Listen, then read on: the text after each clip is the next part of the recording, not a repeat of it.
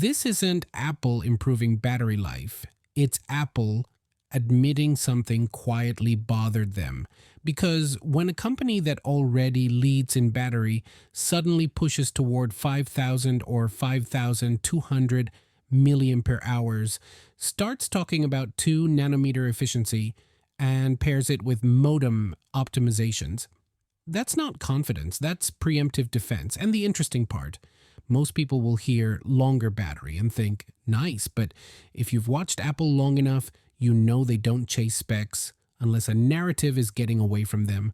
Over the past year, the conversation around phones hasn't been about speed anymore. It's been about endurance, longevity, reliability, the boring adult priorities, McRumors forums, Phone Arena comment sections, even Max Tech's deep dive comparisons keep circling the same theme.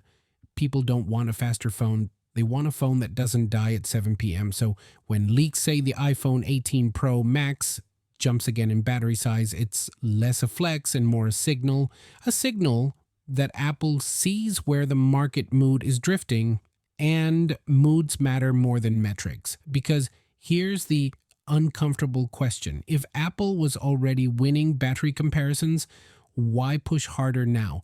One possibility, they're not looking at today's competitors. They're looking at tomorrow's expectations. Samsung has spent years normalizing big numbers, big batteries, big zoom claims, big feature lists. Even when users don't fully use them, the perception sticks. Samsung plays the spectacle game. They throw features at the wall and let YouTube thumbnails do the rest. Apple usually ignores that, but not when the spectacle starts shaping buyer psychology. This feels less like innovation and more like narrative control, the corporate version of I'm totally not bothered. And then there's the chip, the A20 Pro on a 2 nanometer process. Faster and more efficient, sure. Forbes and other outlets love framing these jumps as breakthroughs, but zoom out for a second. When efficiency is the headline, it often means raw performance gains are plateauing. You don't highlight efficiency unless you believe people are starting to assume power is already good enough. Translation, the smartphone is mature. Now the battlefield is optimization, not revolution. But the camera move, that's where the psychology gets juicy.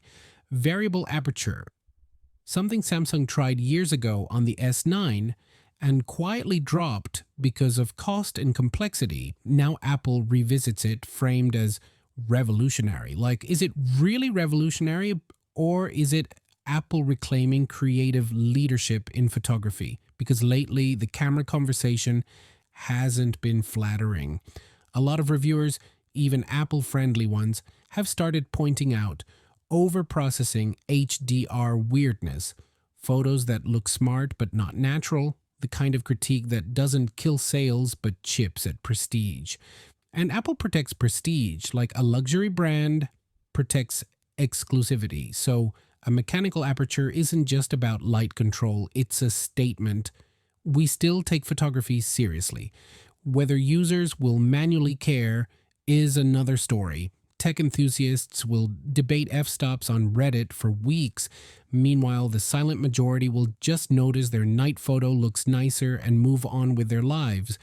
That gap in between what reviewers obsess over and what buyers actually feel is where most tech analysis goes wrong. Normal users optimize for trust and habit. Enthusiasts optimize for specs and bragging rights. Apple, interestingly, designs for the first group while letting the second group market the phone for them. And then there's the under-display Face ID and smaller cutouts. On paper, that's design progress. In reality, it's Apple finishing a visual journey they started with the notch years ago. But ask yourself, would Apple rush to hide Face ID under the display if Chinese brands and Samsung weren't already flirting with cleaner fronts? Probably not. Apple moves slowly, but unless the aesthetic high ground is at risk, because design leadership is part of their identity myth, and myths must be maintained. Google, meanwhile, plays a different game. Their AI first narrative screams, the future is smart software, but that also quietly admits their hardware alone doesn't carry the same cultural weight. So Apple doubles down on hardware refinement. Samsung doubles down on feature variety. Google doubles down on intelligence. Three companies, three insecurities, three strategies. And none of them say this out loud. They just ship products that reveal it. The funniest part, most buyers won't upgrade because of aperture blades or nanometer processes. They'll upgrade because their battery got worse, their contract ended, or their friend got a new phone and it looked nice. The industry sells chess moves. Consumers buy comfort. So when you see headlines celebrating bigger batteries and pro-grade camera control, it's worth asking, is this about user needs or brand positioning? Because this iPhone doesn't feel like Apple trying to leap ahead, it feels like Apple making sure no one else gets too far in front, even psychologically. And in a market, this mature, controlling perception is sometimes more powerful than changing reality. The real story isn't that the iPhone 18 Pro Max lasts longer, it's that Apple wants to make sure you never wonder if someone else's phone might last longer than yours. Not innovation, reassurance. And if you've watched tech long enough, you know reassurance is what companies sell when the race gets tight. See you next one. Peace out.